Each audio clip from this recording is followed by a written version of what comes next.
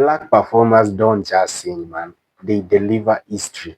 I felt like he went above and beyond what I thought. For everybody who Yeah. doubted it, Kendrick Lamar out now was the right choice. Yeah, for yeah, this yeah. performance. Oh my gosh, You know what I man. mean? Like I understand the whole Little Wayne thing that happened, but this was a performance that was just insane. And it was a statement. Yeah. I love that it Yeah. was there. I love that Trump was in attendance. Yeah, I love man. that the world got a chance to listen to Kendrick say, not just sing, but put out that message out there for everybody. Like, Yeah, bro, with Yes. like the Gil Scott Heron, that it will be yeah. televised. You know what I'm Mhm. saying? Yeah. And paraphrasing, when he said y'all got the wrong guy, it was something. Yeah. It was something that was said. Somebody pull that up Yeah. because I don't want to put words in Kendrick's Yeah. mouth. Yeah, he that was awesome. It was honestly the right time and the right person, Yeah, man. but the wrong guy. That's That's, what it yeah, is. that's what it is. It was pretty much something like that. We But got the right dude, person, the wrong guy, dude. That was dude awesome. was amazing, and I just enjoyed the build up. I love seeing Samuel L. Jackson out there doing the Yeah. Uncle Sam thing, and, Serena and the statement of Williams. that. Oh yeah, Serena out there crip walking. Yeah. Yeah.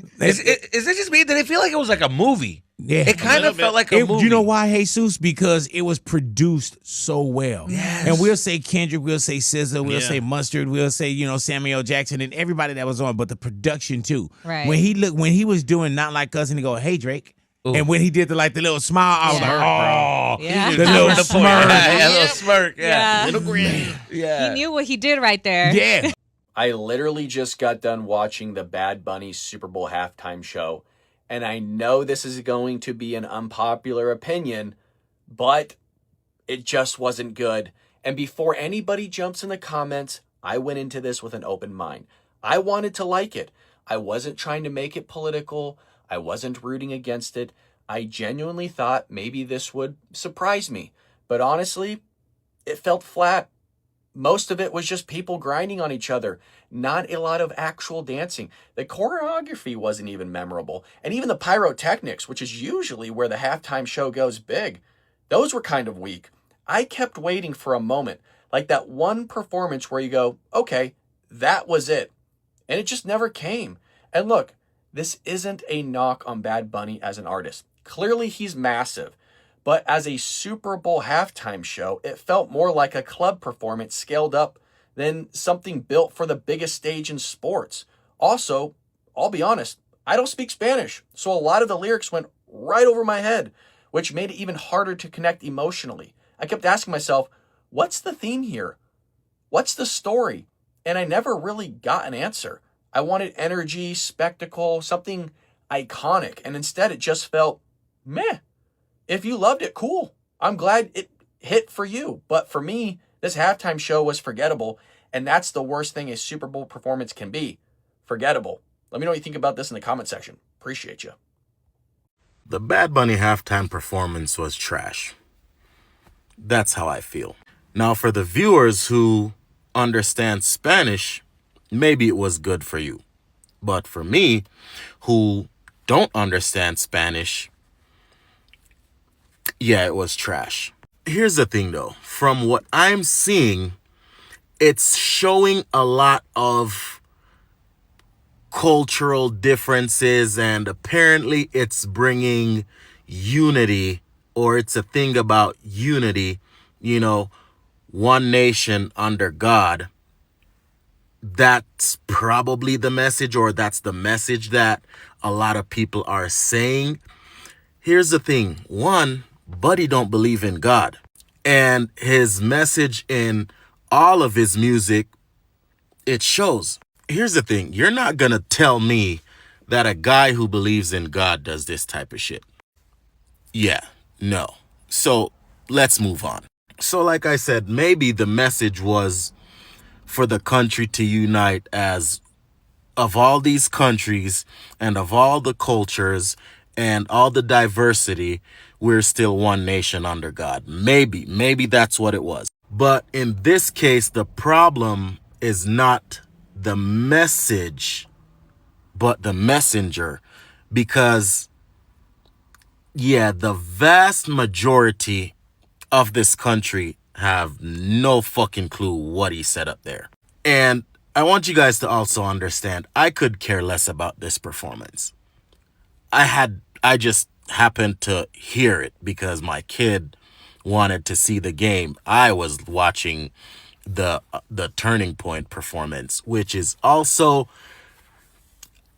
I liked it, but the problem is also it shouldn't be the case where we have in one country a sport that was created by this country for this country, and the one time when this sport should be celebrated by the entire country, the division continues, because we all know Bad Bunny was chosen to spit in the face of Americans.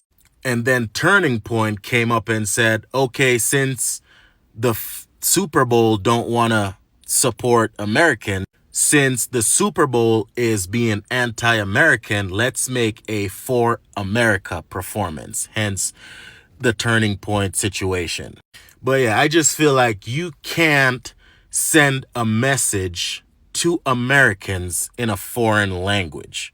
So the whole thing didn't make no fucking sense to me. And that's just my opinion. Hi everyone, welcome back. My name is Benny. So let's stop the fake noise. Everybody is tweeting the greatest performance ever. But no, to me, I watched the whole performance and the crowd, the stadium said the opposite. That performance didn't take the place, it just played in the place. I respect the artist, Bad Bunny, but facts are facts.